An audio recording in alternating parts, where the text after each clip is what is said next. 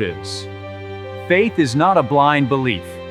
It is the strength found in our shared community and the convictions that shape our nation. Welcome to Faith in America, exploring political and patriotic themes for a stronger nation.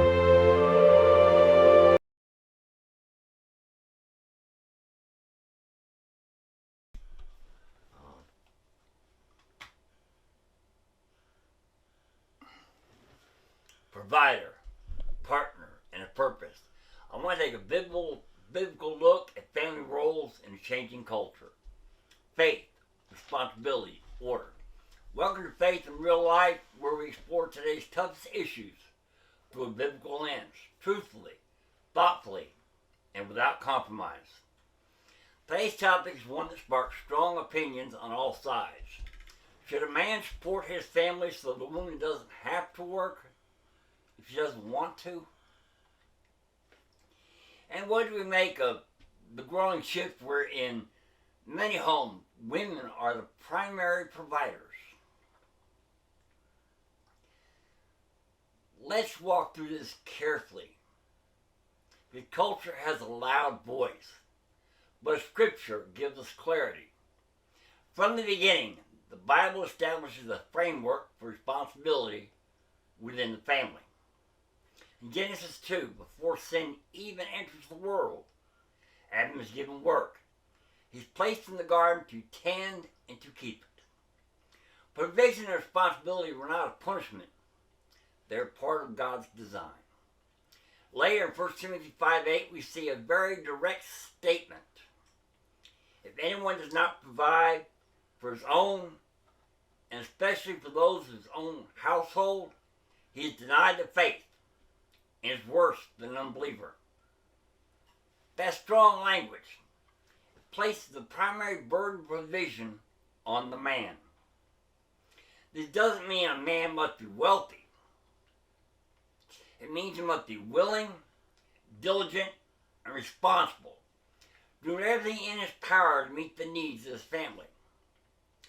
So, biblically speaking, a man should aim to provide in such a way that his household is, and here's where the nuance matters. The Bible does not forbid women from working. In fact, Proverbs 31 describes a woman who is buying and selling property, managing business affairs, providing for her household. She's industrious, capable, and active.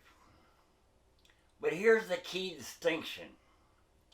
Her work is not framed as replacing the man's responsibility, but as enhancing the household. So the biblical model is not about restricting women, it's about right order and shared strength. A woman can work, but the man is still called to carry the weight of provision. This conversation isn't just about money. It's about mindset.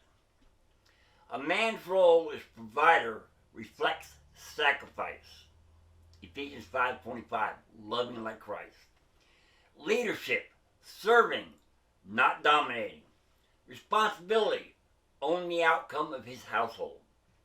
And a woman's role reflects wisdom, nurturing strength, partnership, not passivity. When both roles are functioning biblically, it's not a competition. It's complementary design. Now let's address the modern reality. In many households today, women are the primary earners. Sometimes this happens to economic hardship, job loss, unique talents or opportunities. But sometimes it reflects a deeper cultural shift where men step back from responsibility. And that's where we have to be honest. The Bible never encourages men to abandon the role as providers. If a woman earns more or supports the family for a season, that's not inherently wrong. But if a man becomes passive, unwilling to work, or dependent without cause. That is a problem biblically. The issue isn't who makes more money. The issue is who carries the responsibility. Here's an important truth. A woman should not be forced to stay home.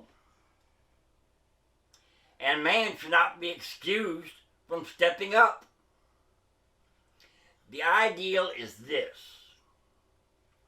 A man provides so the woman has a freedom to choose, to focus on the home, to work, or to do both. That's not oppression. That's provision creating options. Today's culture often pushes two extremes. Men are unnecessary, and women must do everything to be valued. But Scripture offers a better path. Men are called to lead through service and provision. Women are called to thrive in strength and wisdom. Not identical roles, but equally valuable in God's design. Here's a closing thought. So should a man support his family so the woman doesn't have to work? Biblically, the answer is he should be willing and prepared to, not as control, not as pride, but as obedience and love. And if a woman chooses to work, contribute, or even lead financially in a season, it should happen within a spirit of unity, not role confusion.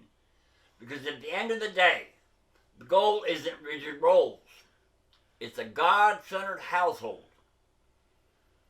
A household where needs are met, roles are honored, and both husband and wife reflect Christ in how they live and serve. Thanks for joining us on Faith in America, Faith in Real Life. If this episode challenged your thinking, share it with someone who's navigating these same questions. Until next time.